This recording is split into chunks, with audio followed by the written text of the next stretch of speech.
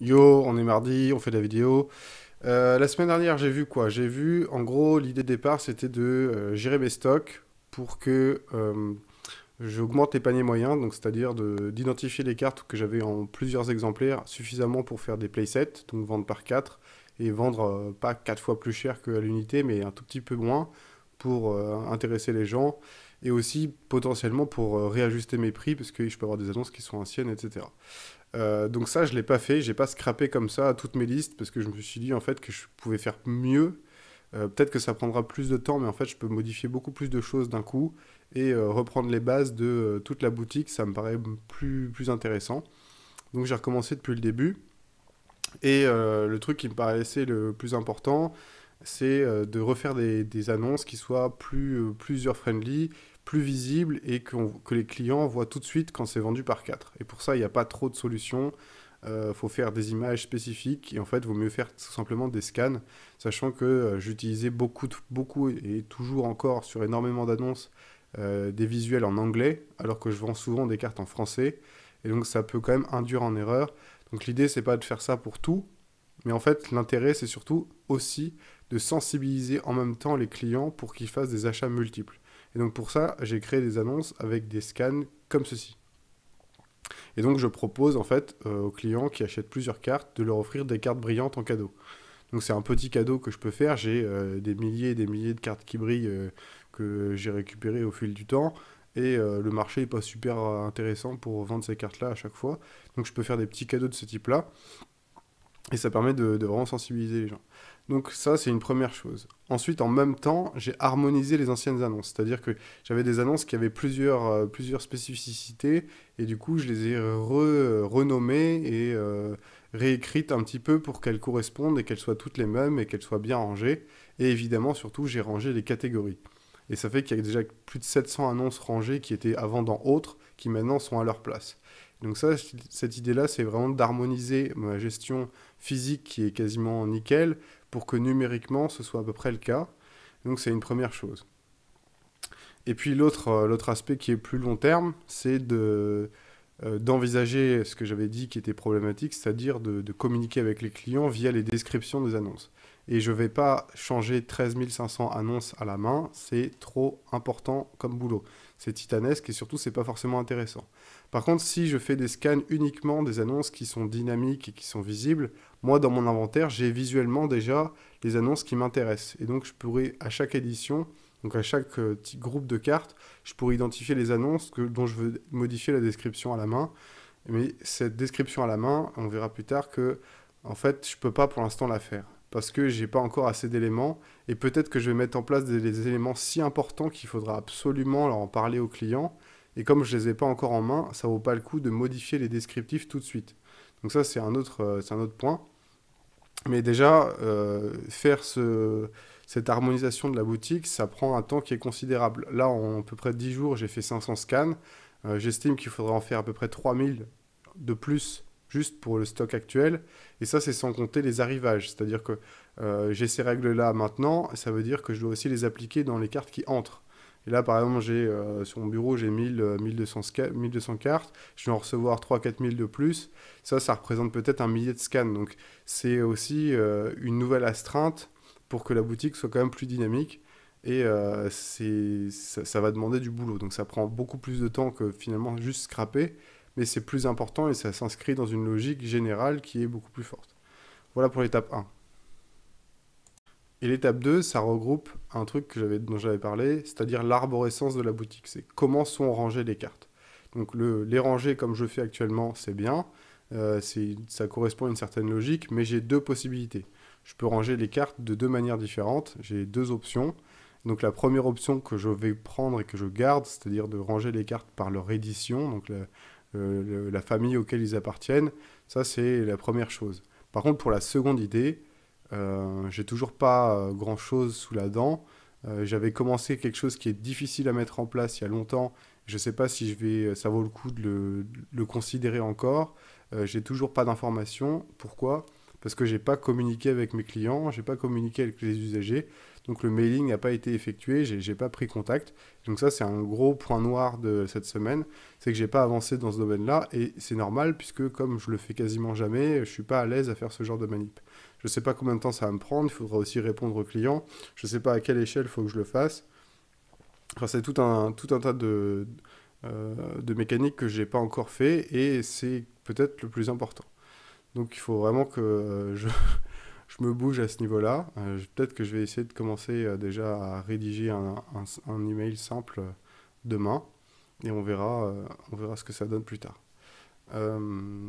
Grosso modo, c'est ça l'étape 2, c'est-à-dire réfléchir à l'arborescence de la boutique, et puis implémenter aussi celle que j'ai actuellement. C'est-à-dire que pour l'instant, je range les cartes par bloc, mais peut-être que je pourrais disperser, c'est-à-dire un bloc regroupe plusieurs éditions. Donc je pourrais très bien aussi, et ça c'est facile pour moi de le faire, dispatcher ces 3 éditions, par exemple, dans 3 catégories différentes supplémentaires. Donc ça veut dire que quelqu'un pourra aller dans la case A, et il pourra voir AB, AC, AD, et regarder juste celui qu'il veut là-dedans.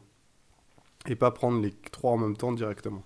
Donc ça permettra de filtrer, d'avoir un nouveau système de filtre supplémentaire, et ça c'est facile à mettre en place de mon côté, quoi. Donc ça, ce sera aussi à prendre en compte. Voilà pour l'étape 2. Donc l'étape 3, grosso modo, c'est du marketing général.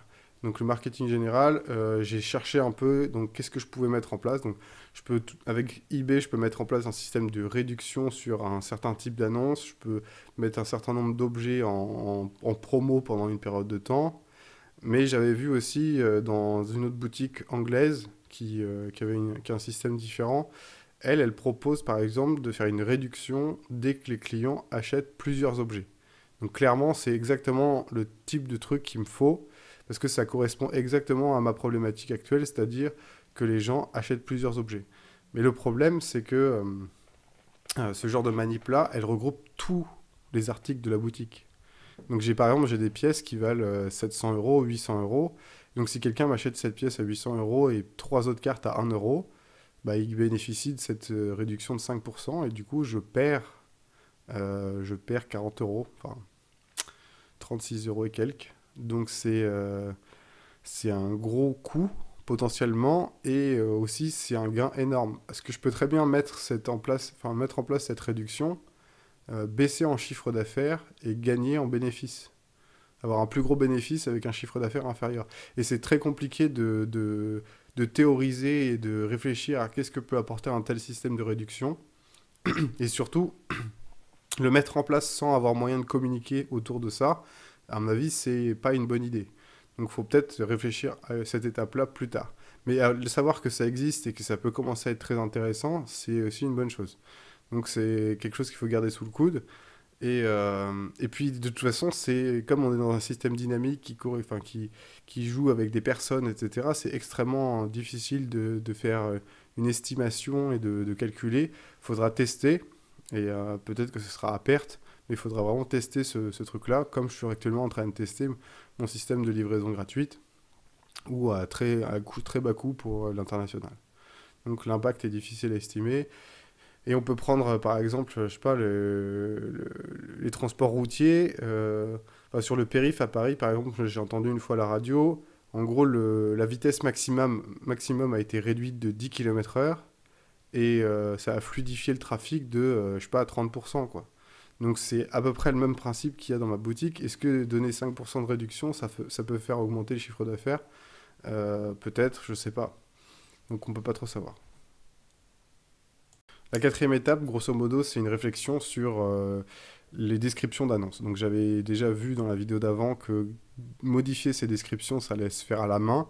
Donc c'est aussi possible de changer les textes, c'est-à-dire de remplacer et tout. Le problème, c'est que j'ai différents descriptifs d'annonces. Donc si je fais une sélection de 200, par exemple, annonces, je vais avoir du mal à copier-remplacer des textes pour mettre autre chose. Enfin, de toute façon, ce sera un bordel. C'est impossible à gérer autrement. Il faudra CTRL-A, CTRL-V, CTRL-A, CTRL-V. Enfin, il faudra modifier à la main en faisant des grosses copies. Il faudra y passer, c'est sûr. Mais le problème, c'est pas ça. Le problème, c'est que là, je vais modifier des annonces, des textes d'annonces, parce que ce que je veux dire a changé. Et c'est des textes que j'ai écrits il y a 2 ou 3 ans. Et je peux pas penser maintenant que dans 2 ou 3 ans, j'aurais pas envie de modifier les annonces que je crée maintenant.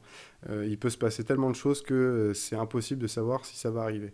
Du coup, il faut absolument que j'ai une source de communication qui soit dynamique et qui soit pas écrite dans le dur.